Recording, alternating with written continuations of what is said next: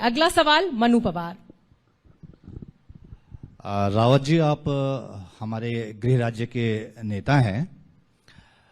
जहां एक आम धारणा है कि आप जब विपक्ष में होते हैं तो बहुत जेन्यून नेता नजर आते हैं, बहुत जेन्यून नेता। आप बहुत बुनियादी सवालों पे बात करते हैं, पहाड़ के मसलों पे बात कर रहे हैं, स्थानीय रोजगार, स्थानीय उत्पाद, इवन कि गैरसैंण का अभी आपने कहा कि पहाड़ में राजधानी वाला मामला जो है, विधानसभा का जो आपने भवन बनवाया। लेकिन जब आप पावर में आते हैं, सत्ता में आते हैं, तो आपके इर्द गिर्द एक ऐसा घेरा बन जाता है कि विपक्ष में रहते हुए जो आप बुनियादी सवाल उठाते हैं, जो जेन्युइन मुद्दों पे बात करते हैं, वहां आपकी नजर नहीं जाती। तो मैं ये जानना चाह रहा हूं कि पिछले वाले हरीश रावत और अब वाले हरीश रावत में क्या फर्क देखेंगे, क्या आश्वस्त करेंगे आप उत्तराखंड की जनता को? जो आप मुझसे अपेक्षा कर रहे हैं, हरीश रावत वही है, और जो देखा वो सत्ता का थोड़ा स्वभाव है। मगर मैं इतना आपसे कहना चाहता हूं, मुझे 3 साल मिला, बल्कि आज मुझे खुशी है। मेरे लोकल वोकल की बात को माननीय प्रधानमंत्री जी भी कह रहे हैं। मैंने सारे लोकल उत्पादों को, लोकल चीजों को प्रोत्साहित करने का काम किया। नंबर 1, मैंने वहाँ की संस्कृति, परंपराएं आदि आदि को, यहाँ तक कि ऐपण जैसी कला जो विलुप्त प्राय हो गई थी, या गंगा दशहरा की, उनको भी उभार करके रखा।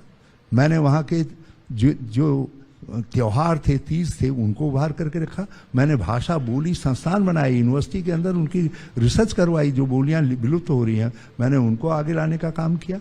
मैंने कलाकारों को, जो हमारी कला संस्कृति के संधि स्थल हैं, उन सबको प्रोत्साहित करने का काम किया।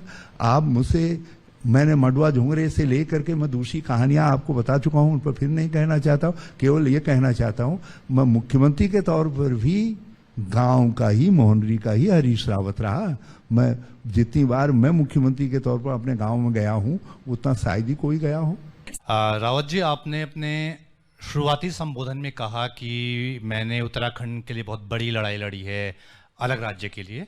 हमने भी वो दौर देखा है 90s में, आपका जो उस दौर में जो अंदाज था। अब जबकि इतने संघर्षों से इस राज्य को हासिल किया है, तो आप इतने बड़े नेता हैं, क्या आप लोगों की जिम्मेदारी नहीं बनती कि इसे संवारें, इस पे फोकस करें? जो राजनीतिक अस्थिरता का जो माहौल बन जाता है इस तरह की घटनाओं से, उससे बचें। क्या ये आपको लगता नहीं कि आंदोलनकारी होने के नाते?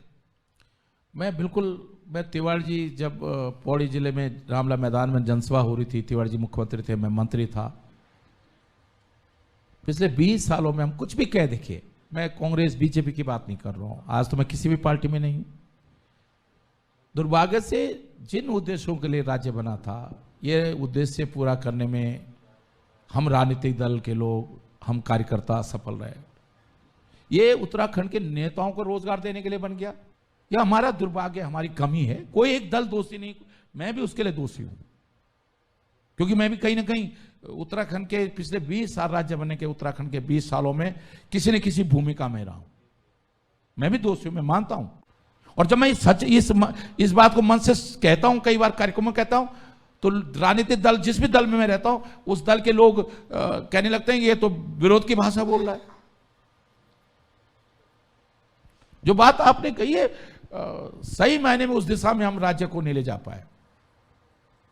पर उम्मीद, कहते हैं ना कि उम्मीदों पे जीता है। आज भी मैं उम्मीद कर रहा हूं, हंसा धनाई, बेलवंती चौहान, भाई बेंजवाल, जिन्होंने इस राज्य के लिए, मैंने विधानसभा के अंदर कहा कि अगर उनकी आत्मा कहीं से देख रही होगी, सोचो क्या इसके लिए हमने राज्य बनाया। लेकिन मैं आज भी उम्मीद कर रहा हूं कि कभी तो उत्तराखंड का उदय होगा, उत्तराखंड के उस संघर्ष का, जो राज्य के लिए हमने संघर्ष किया। आज अभी दो उत्तराखंड राज्य, दो गोदार झंगोरा खाएंगे, उत्तराखंड बनाएंगे। कभी तो उस संघर्ष का फल उत्तराखंड के लोगों को मिलेगा, दूर दराज के लोगों को उसका फायदा मिलेगा। आज भी हम उम्मीद कर रहे हैं। देखिए, उम्मीदें हमेशा रहनी चाहिए।